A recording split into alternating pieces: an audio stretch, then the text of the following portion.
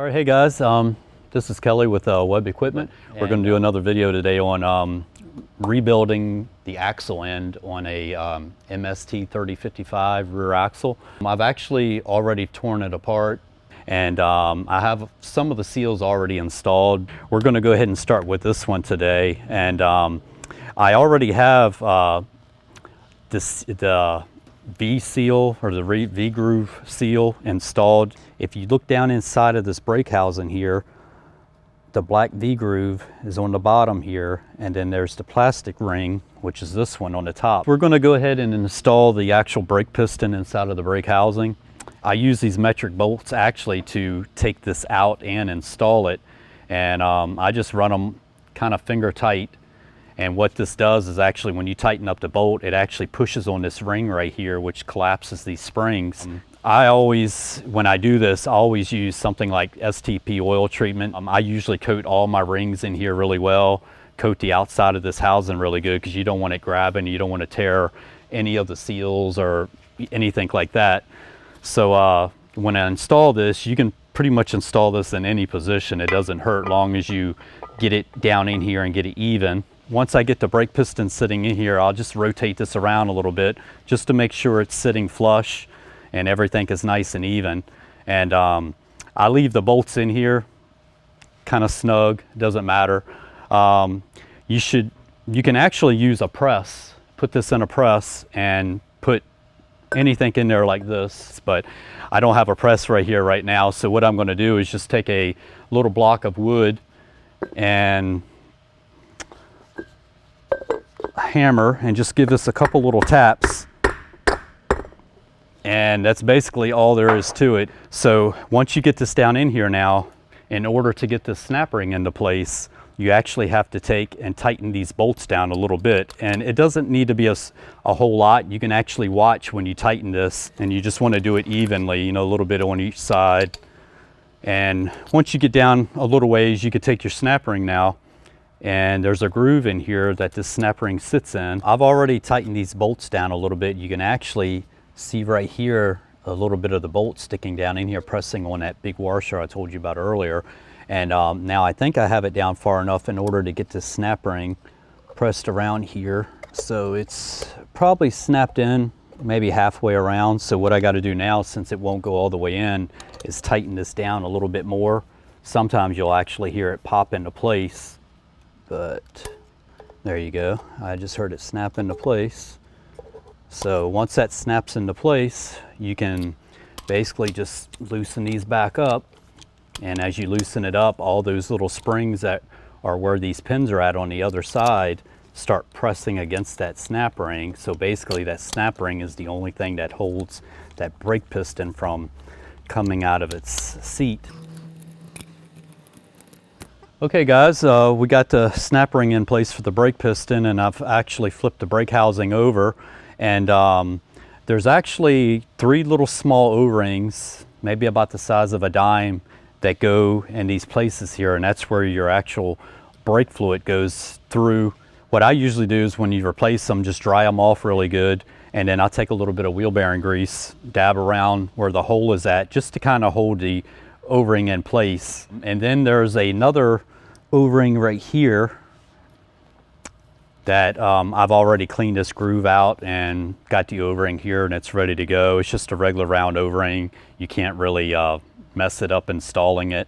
You just want to make sure it, you know, it sits in there good, and it's, you know, everything's clean when you go to put it back in. So I'll take a little bit of oil and put around this big O-ring here to install it onto the actual axle housing. And so we're pretty much ready to slide this into place. Okay, we'll give it a few taps just to kind of help seat it a little bit.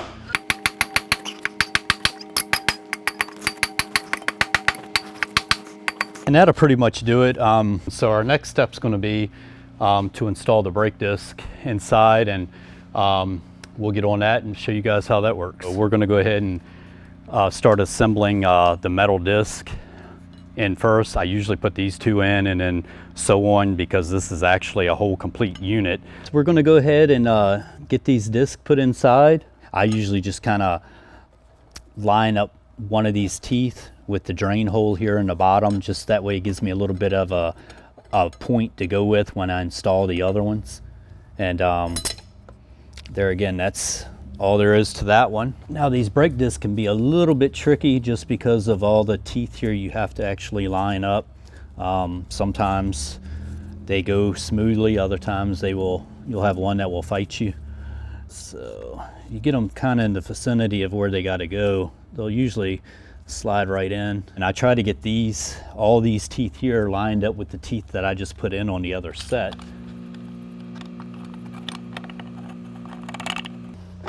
There we go. Yeah, sometimes they go in very easily, sometimes they don't. It just kind of depends. We got the brake disc all in. We're going to put these last two remaining thin ones in place.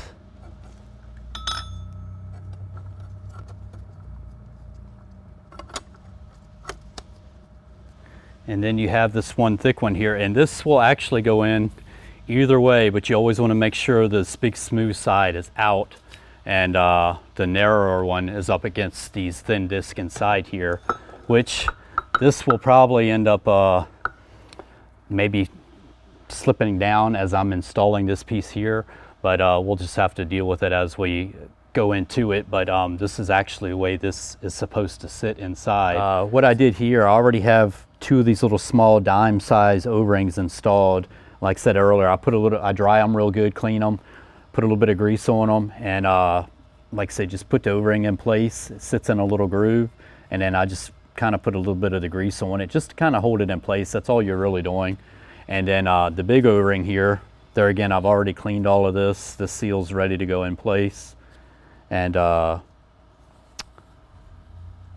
once you get it in place, just kind of make sure it's sitting in its groove good. I know it's all good and clean. I cleaned it myself and it's good to go. So we'll put a little bit of oil on it.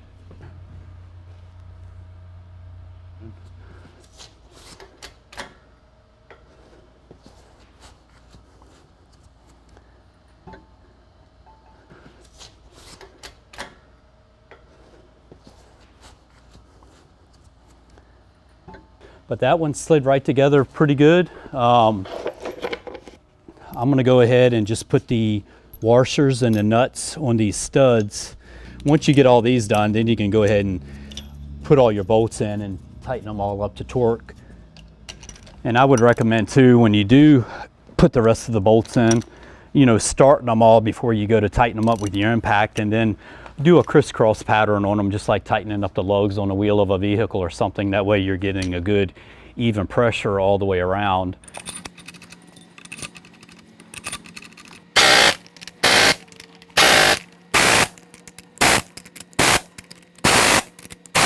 Guys, we just got done buttoning up the axle to the brake housing and the third member. We're going to go ahead and put the axle into the steer knuckle. I'm going to put a little bit of oil around the seal. Now I'm just going to put a little bit of oil around here where the seal meets at and where it goes inside of the bearing. It's a little tight going onto the bearing, or the bearing sliding over the end of the axle here. You could probably press it, but I usually just take a little small 8-pound sledgehammer I have and tap on the end of the axle housing. You don't have to go wailing on it too hard. Like I said, there's two stages here. You got this stage here is where the bearing slides into the bearing, and then this is where your seal is going to go. Okay, we'll give this a few good taps and see if we can get it to start. Okay, we got it started. So what I usually do here is I will move the axle over like this, and right here where your U-joint is, give it a few hits there, and come on this side. And you can hear it kind of hit solid. So we should be good shape. We're getting ready to put the steer knuckle and the axle shaft inside the axle housing here. I've already gotten my bearing races here cleaned up for my actual kingpins. Okay, I'm gonna go ahead and put a little bit of oil inside of this axle housing here.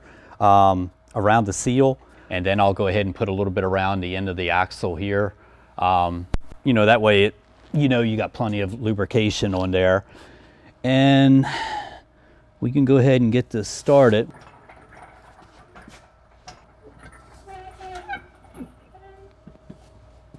It's pretty much sitting where it needs to sit.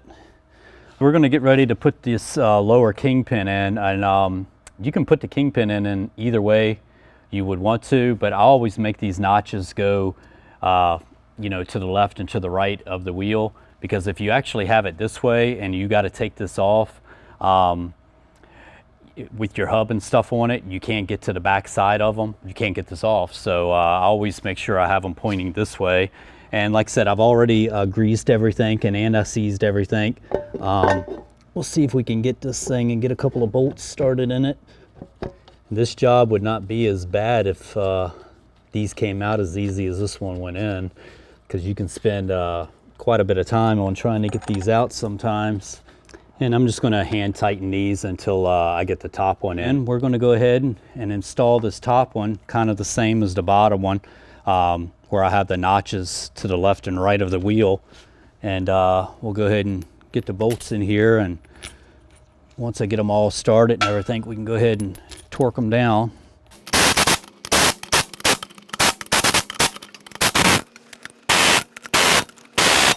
Well, now what we're going to do, guys, is go ahead and assemble the wheel in. Before we get too far ahead, the snap ring that I was talking about earlier that goes on the end of the kind of the stub shaft of the axle here, the axle shaft, we're going to go ahead and install that and see if it goes all the way into where it needs to be. We'll go ahead and put a little bit of oil around the seal here. So we're going to go ahead and assemble the hub. And I usually put just a little bit of oil on this outer bearing. Just give it a few little taps. Okay, now we can go ahead and put our ring gear on. Now this gear here will actually go on two different ways, and you have like 8 or 9 bolts, 10 bolts that holds this to here, and there's actually 2 bolts, 2 holes right here that has threads in them, and those threads are like when you get ready to disassemble this. Once you take all these bolts out, you take a different size bolt and you put one here and one here, and you just tighten them a little bit side to side, and it'll actually act like a puller and press this thing off of here, and then you just grab it and it pops right off. Anyway, we're going to go ahead and see if we can get this lined up. Let's see if we can get a couple of bolts in here and see.